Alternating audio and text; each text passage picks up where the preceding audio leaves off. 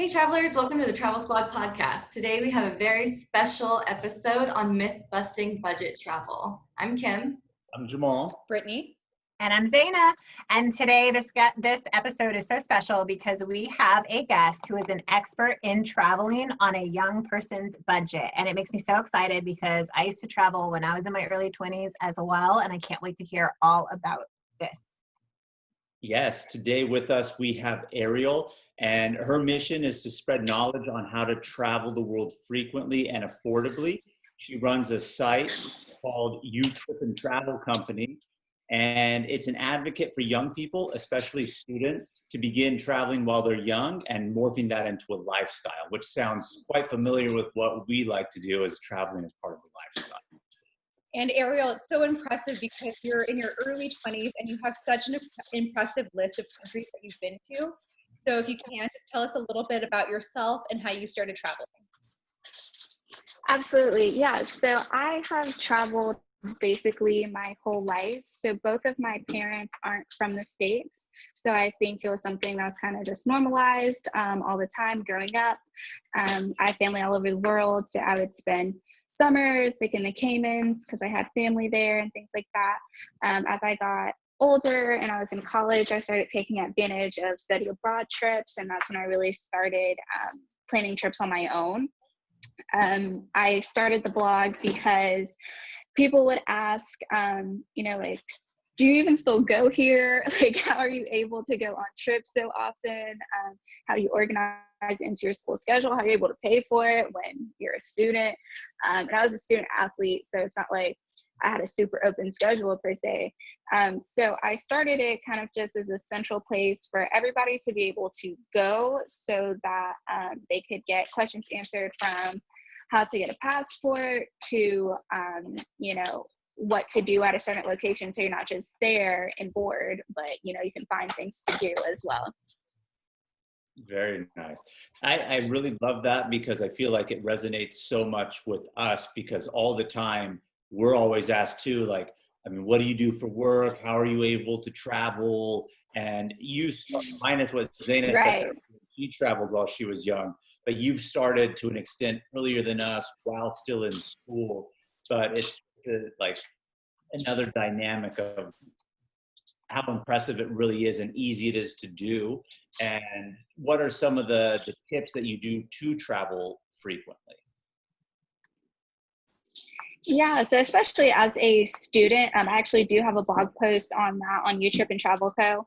That is how I balance school and traveling. When I was in school, I did graduate now, but as a student athlete, I was able to make my schedule beforehand before it was kind of open to the just general student population. So that really helped out for me. I would make it so that I only had classes like 2-3 days a week. And then when I was able to work, I had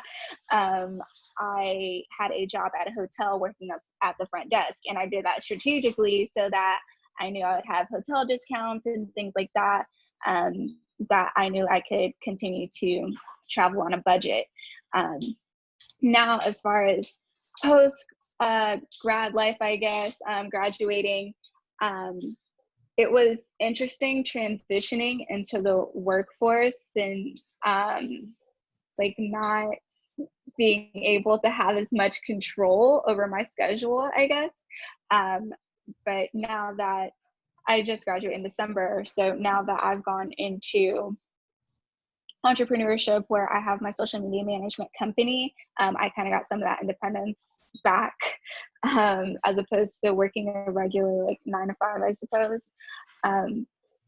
But that's, in school at least, it was, I know I'm going on vacation and I want to be able to enjoy this. So let me make sure that I finish all my assignments beforehand. And, because as soon as I get to my gate, I'm not looking at my laptop. I'm not touching a homework assignment. On vacation. I want to be free.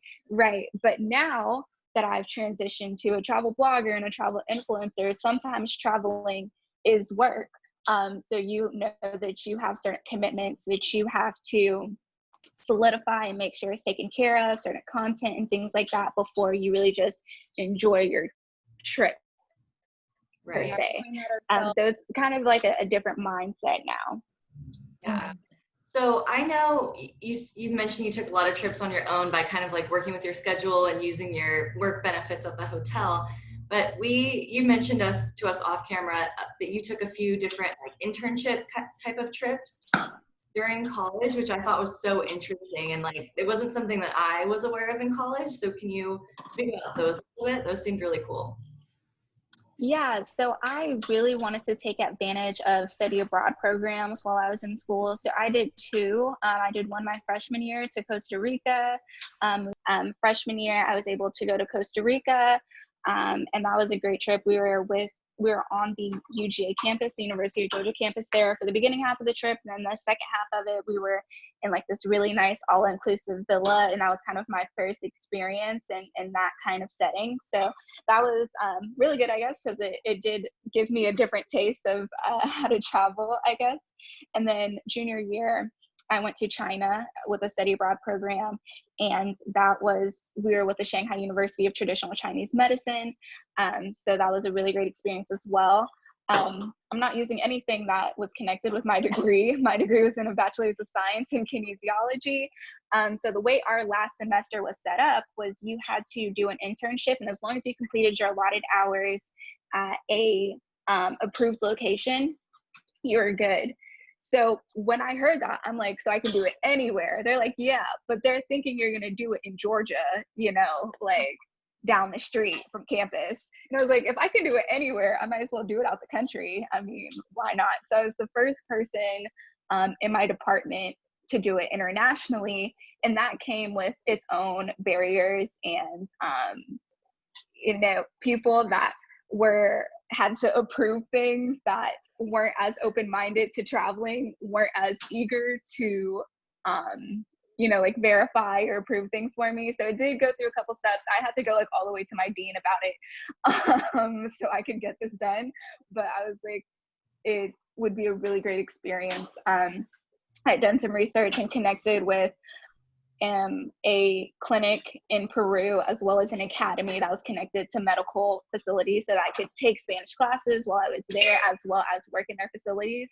So I spent about a month there. I spent 28 days working in local labs, clinics, hospitals. And so that was a really, really cool experience. And I got all school credit for that. And yeah, I mean, that's my longest solo trip to date. So it was a huge learning experience, but it was one of the best trips that I've ever taken, for sure.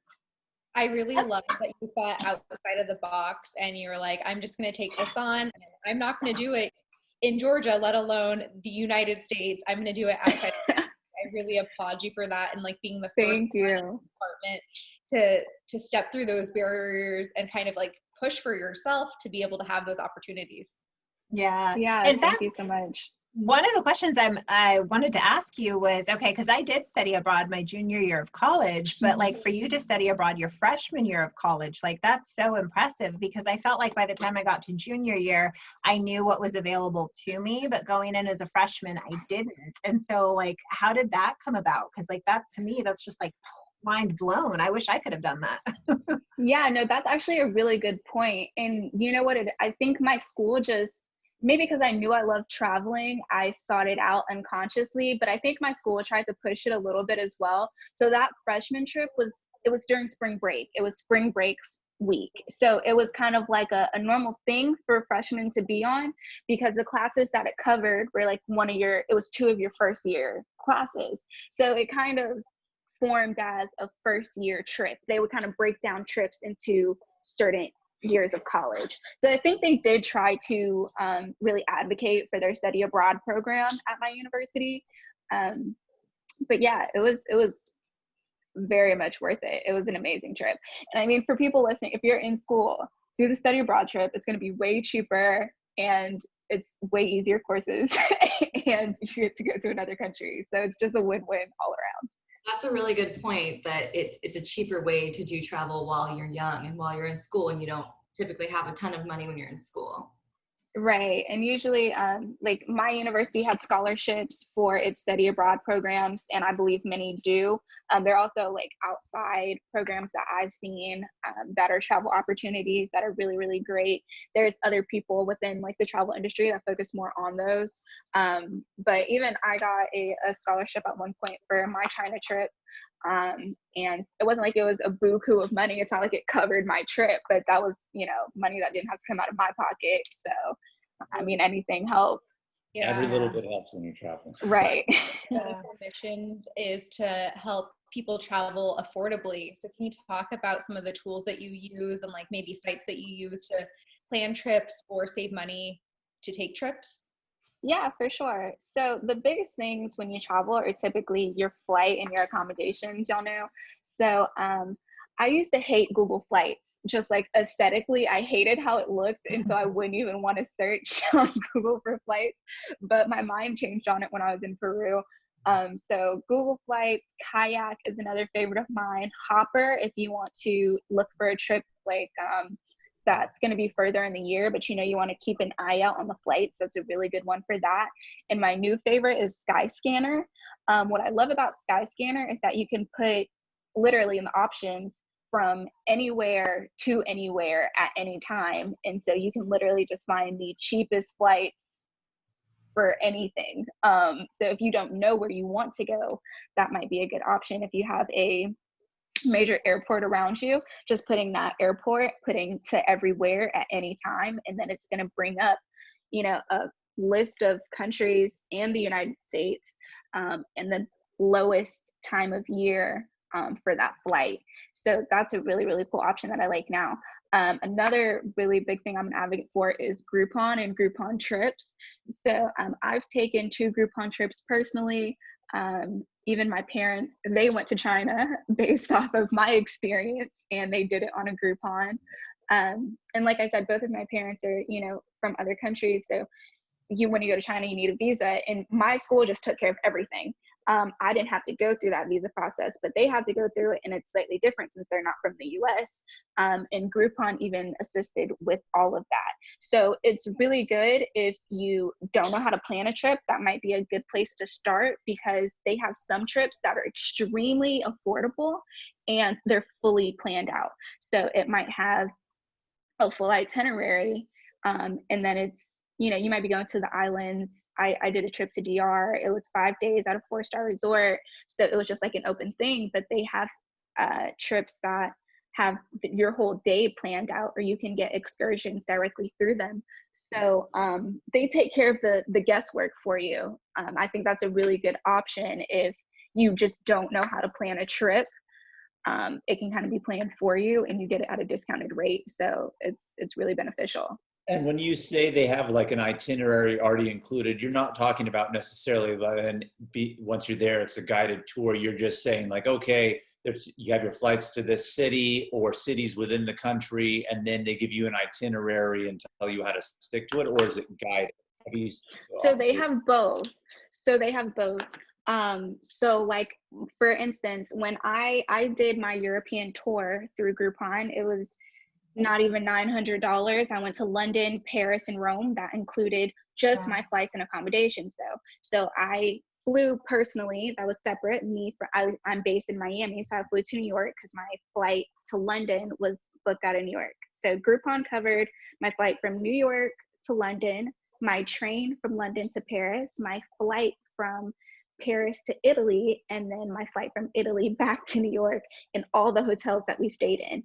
So for not even $900, all of our flights, transportation, and hotels being paid for is really good. And we were there for almost 2 weeks. Did you think the hotels and the flights were like on the nicer end, or? So the flights, we flew on Atlantic or Delta, and except for the Paris, Italy, it was a local Italian airline. And yes, honestly, all of my flight experiences were very good. That was my first time flying on Atlantic. It was through Delta, but I had a great experience on it. And then as far as the accommodations, the hotel that we stayed in London was the nicest. But I think that's also because looking at it from our end, it's the most similar to a US hotel experience. Even their breakfast, how it was set up. I expected for our room to be small in Paris because I know how it's like people compare it to New York, like it's just smaller spaces there. So our hotel was smaller, but it was very clean. It was, room service was very nice, and breakfast was still included. Although just their type of breakfast is a lighter breakfast.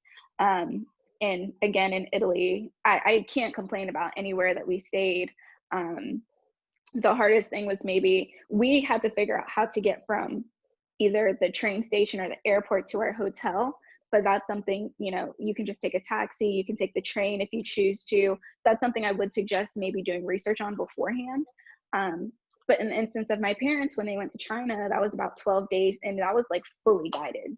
So if you want to go somewhere like that, I've seen them have, trips to Bali and trips to Thailand and trips to Dubai that are like 10-day trips with full itineraries guided.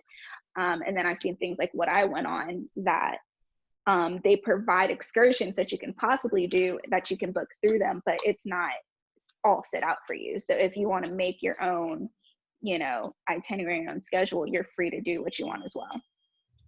Real quickly, I heard you say the word breakfast, and us Travel Squad podcast, we love our breakfast buffets. And so, all right, buffets because of COVID, but is there any way you can talk to us about the breakfast experience?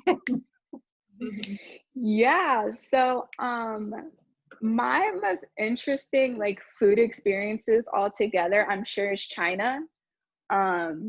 So China, we had I stayed in 2 locations. I stayed in Beijing and in Shanghai when I went. And so they're very family style in all of their food. So like at dinner, it's almost like they call it like a lazy Susan. Yeah, like with all the food though, there's always a meat, there's always a fish. They give you like a Sprite and a Coke and tea and a whole bunch of other crap. But and you just share it. It's just really family wise. In the hotel, it was a buffet for breakfast, and like they have like noodles and buns for every single meal. And I thought that was so interesting. Like rice even, but I mean a lot of places in the Caribbean and in South America do rice for dinner. I remember having breakfast in Costa Rica, and being Jamaican, our rice and peas it's not the same. I was looking at rice and peas and like, oh, it's gonna be the same. Not the same flavor profile, like at all. It's still very good, but like it's not what I thought I was gonna be eating. But the thing I love about Costa Rica, because it's one of my favorite places I've ever been to, the food was amazing. It was so fresh. Like it was amazing. Food is definitely my favorite part about traveling. I like trying street food. Like people were like, do not try street food in Mexico. Don't do it in China. Don't do it in Peru. I do it everywhere. I don't care. I'm still like cautious of it, but if you don't get sick, it's not like, it's not a trip without getting sick. It's like a rite of passage. No, don't say that. It hasn't happened to me. I'm teasing. But no, I agree with you. That's one of my favorite things about traveling is trying all the food, especially the street food. But when you're talking about China, it reminds me of our trip to China. We went on a guided tour to China. It was the same thing. All lunches and dinners were lazy Susan, but at the hotels we had the breakfast buffet, and it's like you see the noodles, the congee, which is like the rice porridge and everything like that. And it's opens you up to a culture to experience their food, and that's one of my favorite things about it. Absolutely, yeah, for sure. I couldn't agree more. And the craziest thing I've ever tried, it was in China, and it was a blood curd soup with a whole bunch of seafood in it. I can't even tell you what all is in that soup if I wanted to. But yeah, that's probably my craziest, most interesting food experience in another country. But what's important is you tried it. I know, right? Yeah, you said yes. And I live to tell the story. But like going back to the Groupon experience though, like have you ever done it by yourself or is it always with another person? So I have never done a Groupon by myself. Each time I've been with one other individual. I've been with 2 different girlfriends of mine. We did a trip, but I would actually be very willing to do a Groupon trip completely on my own. I think that a lot of people, especially females, we sometimes feel as though we shouldn't travel solo just as a safety measure. But there are a lot of things that you can do. You can give your whole itinerary to the US Embassy of the country that you're going to. A lot of people don't think about that. So then even their government knows where you are basically at all times as well. Or someone from our government that's there know where you are at all times. So I think that's a very good thing to do. And making sure someone here has your itinerary so that they know where you are. But also, I mean, if you're taking a Groupon trip, that's documented as well, you know, basically everything that you're doing. But I would definitely be open to doing it solo. I'm so ready to travel again that I keep looking at flights, and I'll like maybe mention it to my mom. She's like, who are you gonna go with? And I'm like, by myself. Like, no one has to come. It's okay, but I have to get out of here.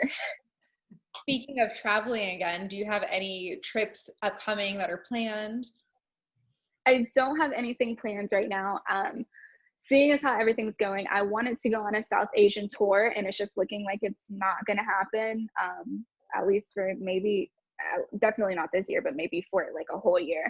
That plan was to go through like Taos, Laos, Malaysia, Singapore, Bali, Indonesia, Thailand, just go all and through there.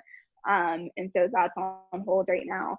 I feel as though, since I have a goal of hitting 30 countries by 30, I cannot skip like 3 countries this year. I hit 3 this year, but like, of course, which probably sounds like crazy to somebody, but I want to be able to hit like 5 more this year.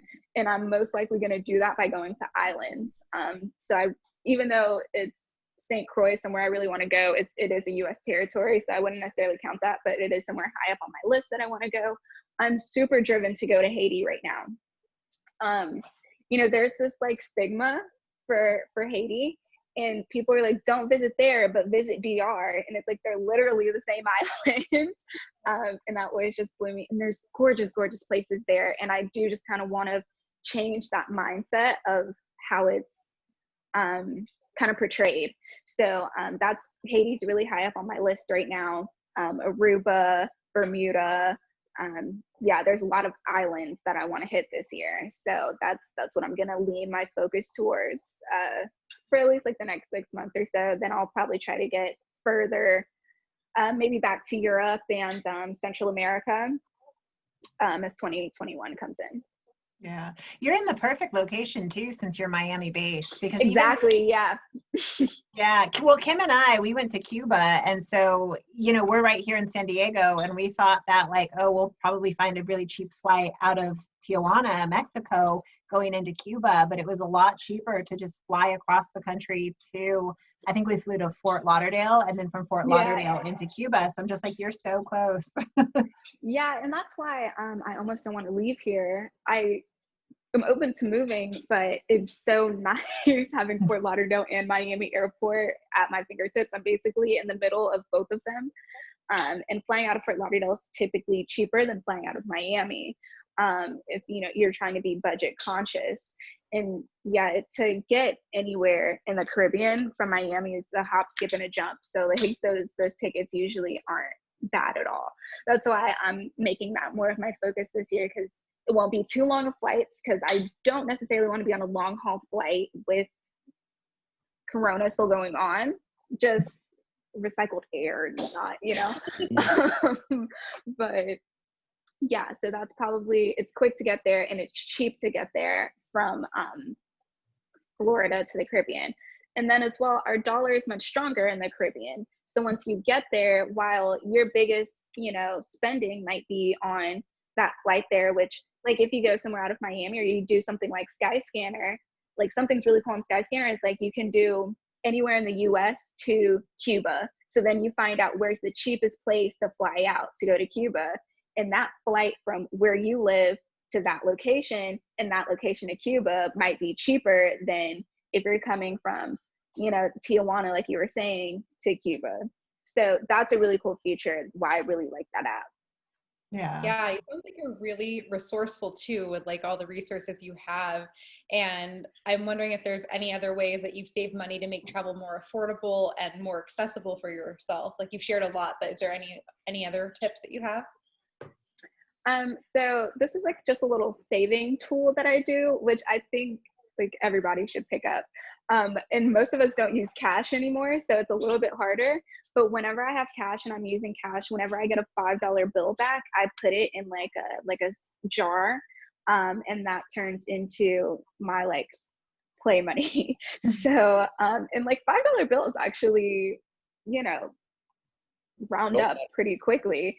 Yeah. So that's something that I've started doing that really pays off. I'm like, okay, I want to spend 300 whatever on this flight and hotel in the Caribbean, and I can go into my little jar. It's usually taken care of. I also use an app called Digit, and it connects directly to your bank accounts, and it kind of saves without you even noticing.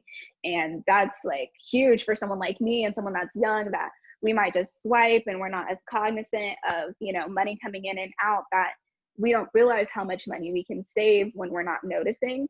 So like when I was in Peru, when I was in Peru, Peru was an expensive trip. Now I was there not by choice, but I was also there for a month long. And I realized like in my Digit app that I saved like over $1,000 in like some amount of time. And I was able to take out some of that money to put towards that trip, without me even realizing I was saving. I think those are kind of like financial things that young people, you know, that are in school and maybe not the most financial savvy should take advantage of, you know, like Acorn and things like that, so that even though we might not notice we're saving, we are, and then we, you know, can kind of treat ourselves. Yeah, and every one of those little bits of savings adds up, and I'm really for sure listening to you talk, because it reminds me of what we've been telling like our listeners ourselves. You know, when they ask us like, how do you do it? You, by saving and doing those little tips and tricks, are making travel the priority, and that's what we say. If you make it the priority, it will happen. For it's not sure. as people actually think it is. And one thing I just want to go back to real quick, when you're mentioning like the Sky Scanner and putting it in, finding where the best sales are, I can't tell you how many times we've talked amongst ourselves and to our listeners on our podcast, like sometimes the best place to go is the best place that's on sale. So when you're saying you're going, all right, let the sale guide me, and then it's exciting, and then you can be, I don't want to say like pleasantly surprised, but you know, someplace that's not on your radar could be that hidden gem, and then you could really enjoy that trip. And it's just like everyone knows and has places they want to go for sure, but if money's an issue and finding the cheap one, and if you want to travel, you'll do those things. So I really like how you're using like the Sky Scanner, and we look at Southwest all the time, and it's just like, where's Southwest have cheap flights to today? All right, I'm booking that next, you know. Yeah, no, for sure. I completely agree. And yeah, that's something I love about Skyscanner, because it'll literally bring up like 10 different places in the States, and just places you maybe have never even heard of, especially if you're not an avid traveler. I think that's, yeah, definitely a great tool. But following the sale, exactly. When I went to Paris, I'm sure it was that cheap because I went in January. That's not peak season, but even like I was going for my tour on the Eiffel Tower, and my tour guide was saying that this is his favorite time of year because it's not as crowded. So maybe going somewhere off of peak season actually works out for you, because then you're not bombarded by a whole bunch of tourists if you're in a super touristy location like Paris. So I completely agree with that. Follow the sale, go off peak season. That's when you find your best deals, and I mean, the country's still the same. You're still gonna have an amazing time. Yeah. Out of curiosity, because you said that, you know, you grew up traveling, you know, because you have family everywhere. So do you have like other members of your family who travel as much as you, or is this something that you kind of like took more of an interest than other family members? You know what I mean? It's because like, so yeah.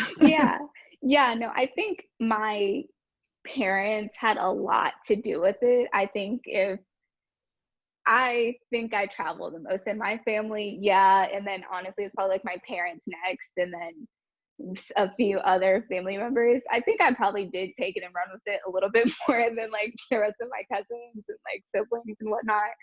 Even my brother, I mean, he's not a huge traveler. but it's like mandatory for me. This is the longest I've stayed still in 3 years, and I'm like itching to go on a trip. So yeah, no, it's definitely not everyone in the family, but I mean, they're all supportive of my travels, though. That's good. Yeah. Did you have ladies, any final questions for Ariel or anything like that, or any other tips last minute that you wanted to give to us, Ariel? I can say I have if anyone is interested, listening for me, because I'm a travel blogger and a travel influencer, it's I'm a big advocate for micro influencers. So that's people that have under 50,000 followers. Sometimes we feel like we're overlooked, but that's not it at all. Especially now, a lot of companies and brands are realizing that we have a really good engagement and a real authentic audience and community. So if you're someone that's looking to get into that industry, I would definitely, try it out. It's not necessarily easy. It's a lot of pitching yourself and putting yourself out there. Even when you have hundreds of thousands of followers, companies aren't just going to knock at your door, offering you a buku amount of, brand deals. But if you already know you're traveling somewhere, you already have your flight booked, contact 20, 30, 40 hotels in that area. See if they would be interested in a brand deal where you're maybe able to get a discounted night or a free night because you provide them a blog post or you provide them content that they can use for advertising after the fact. I would suggest having a media kit for that if you want to reach out to them. And that's something I do provide with my social media management company.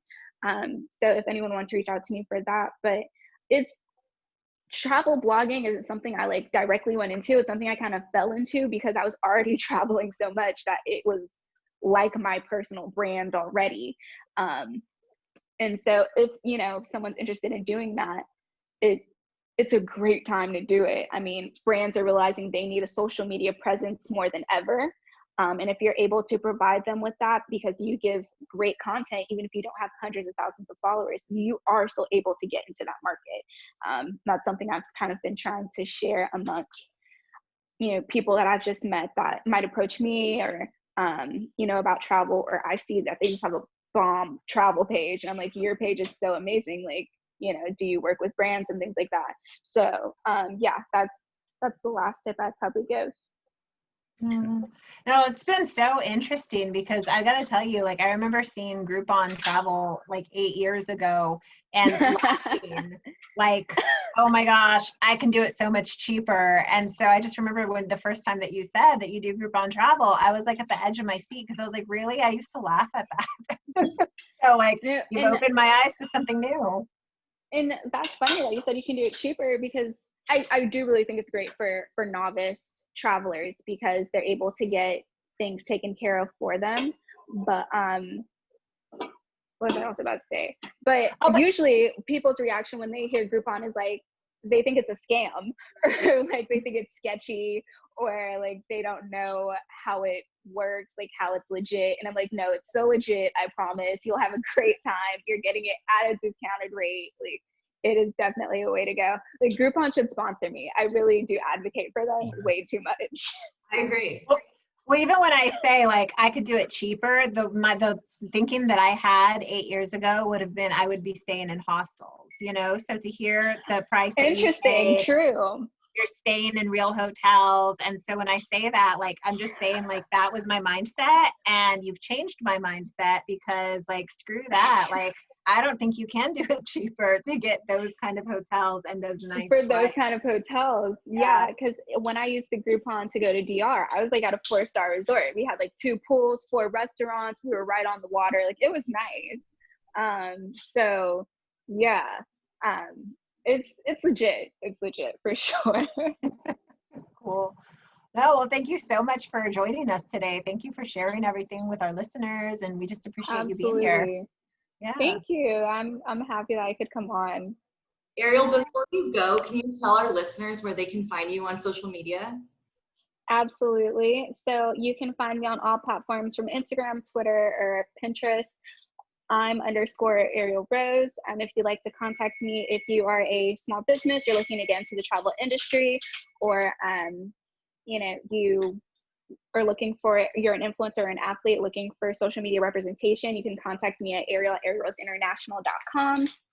And then I'm also in the process of launching a swimsuit line with my sister, which is really, it's combining into my travel, so it's really fun. I'm glad to be doing it with her, and that's Azaz Swim that we can be found at AZAZ. That's awesome. Thank you so much for letting all of our listeners know. So that's all we have for you guys. Thank you so much for tuning in on this Travel Tuesday. Make sure to click the subscribe button below and leave a comment with your favorite part. And don't forget, guys, we have our actual podcast episodes ready to be listened, whether it be on Apple, Google, Spotify, you name it. We have the collection for you guys to listen to get even more inspired from what you're hearing today to take that trip once quarantine restrictions end. So check it out. Get inspired further, guys. And if you found this information to be helpful, please make sure that you share it with a friend, or at least let us know in the comments below. Bye, Bye, everybody. guys. Bye, guys.